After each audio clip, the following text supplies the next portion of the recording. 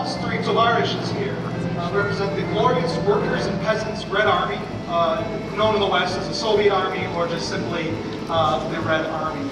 I'm wearing here a little bit something that the Soviet infantrymen would have worn earlier in the war. There's a lot of German influence, surprisingly, even though they were ideological enemies. For being ideological enemies, the Soviet Union and Nazi Germany certainly influenced each other militarily, even down to uniforms. I'm not wearing the helmet right now, but if you come over to the Soviet camp, you can't see it. But the Soviet model of 1936 helmet is very much influenced by the 1916 German Stahl helmet, or steel helmet you'll see the guys wearing today. They were also issued for the early part of the 1930s and probably stopped right around Barbarossa, what the Germans would call a Tornisterkamp. In the proper Soviet tongue, it's called a Branietz.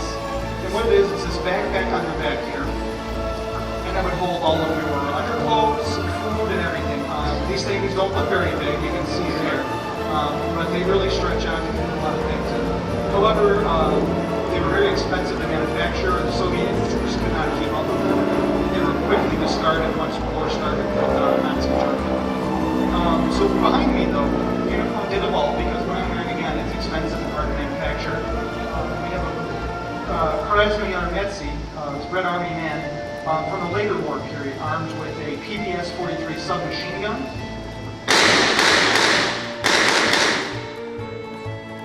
Yowza. So, the real one of those, well, that's a real one, obviously. It would shoot live ammunition if it was properly converted that way. But obviously, the real ones were fully automatic. This is a semi-automatic to comply with U.S. gun laws, but fundamentally the exact same weapon. We also have here, now that was one thing they would have used, but this rifle here, the Mosin Nagant, this is the model 91. This isn't the 9130 that you used to see in gun stores for, they had to pay you to take them away and things like that. This is a little bit more rare, but this is something that the Soviet Army, the long Vintovka Mosina would have been the mainstay of the Soviet forces.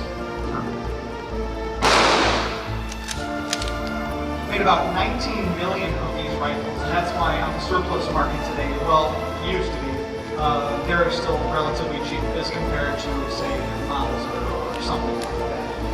And we can't forget about our women here. So, like the United States, the Soviet Union very quickly realized that it didn't make much sense when you're fighting total war against a population that wants to destroy you and your way of life, to not draft every available person they could, and that would include women. But unlike the United States, where women were strictly used as either nurses and doctors who would stuff behind the lines, they didn't go out and fight and things like that. The Soviet Union, realizing the dire straits that they were in, every available person would fight, and that included women. So we have her dressed up here as a medic, but that didn't really mean much to the Germans, or to the Russians for that matter. Both sides on the Eastern Front disregarded the Geneva Convention. That said you can't shoot at medics, you can't bomb hospitals and things like that. Neither side cared. So you see here that medics, even though she's clearly adorned as a medic, she is still armed. She would still be armed with either a rifle or a submachine gun or something because the rules of law, the laws of war just did not apply on the Eastern Front. So in all, the Soviet Union would draft about 1.2 million women to serve in every branch of combat service. You would see them as medics, as doctors, pilots even. There was a famous air regiment. They called them the Germans called them witches. Excellent. Because they would fly the oldest, crappiest biplanes at night because that's the only time that these planes would be effective. And they would terrorize the Germans at night, prevent them from getting sleep and things like that. They also, snipers, one of the famous for being snipers. Some of you may be familiar with Ludmila Pavlichenko. She's the top scoring sniper of all time. What's it, about 407 confirmed kills. Always take wartime claims with a grain of salt. Just about how you hear German pilots shot down 5,000 planes.